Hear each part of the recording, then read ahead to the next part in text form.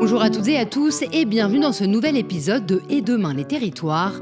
Aujourd'hui, nous allons parler mobilité des populations et attractivité des territoires, alors que les conditions d'habitabilité des villes se dégradent et que la société traverse des crises multiples, de nouvelles dynamiques territoriales semblent influer sur le développement économique du pays.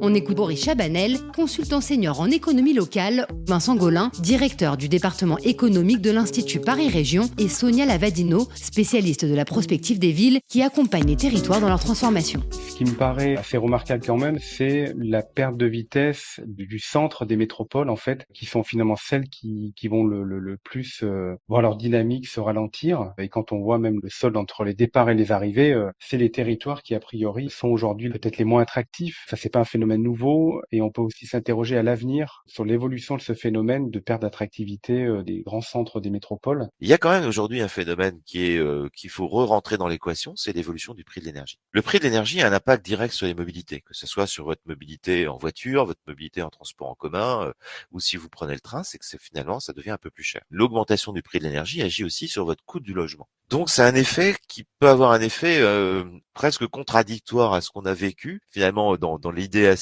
post-Covid, à savoir finalement je peux aller partout et puis par les réseaux de transport qui sont individuels ou par un mode de transport individuel ou par un mode de transport collectif, aller travailler là où j'ai envie d'aller travailler. Là, finalement on se rend compte que la mobilité et le logement a un coût, et que le coût va être un petit peu croissant. Donc ça agit, ça tempère un petit peu certains comportements de mobilité. C'est-à-dire que certaines personnes qui voulaient aller loin, finalement, vont aller un peu moins loin. Je pense quand même qu'au niveau des signes faibles, on voit un certain nombre de choix de vie différents. Et moi, c'est surtout ça qui m'intéresse. C'est pas forcément que ce soit très quantifiable à ce stade, mais c'est plutôt que philosophiquement, dans les valeurs qui nous guident ou qui nous portent, on voit qu'il y a vraiment des valeurs qui sont liées à mieux se connecter à la terre, mieux se connecter à des circuits locaux, être plus inscrit dans des dynamiques de proximité.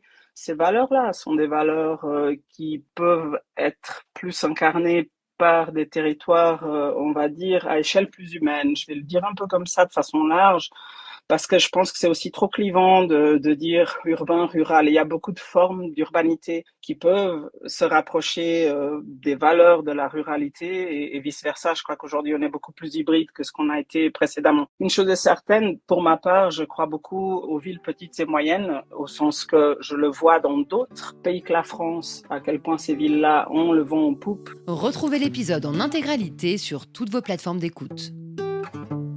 Et demain, les territoires, CIC Banque Privée du dirigeant d'entreprise, explore les grands enjeux d'avenir au prisme des territoires, en partenariat avec Uzbek Erika.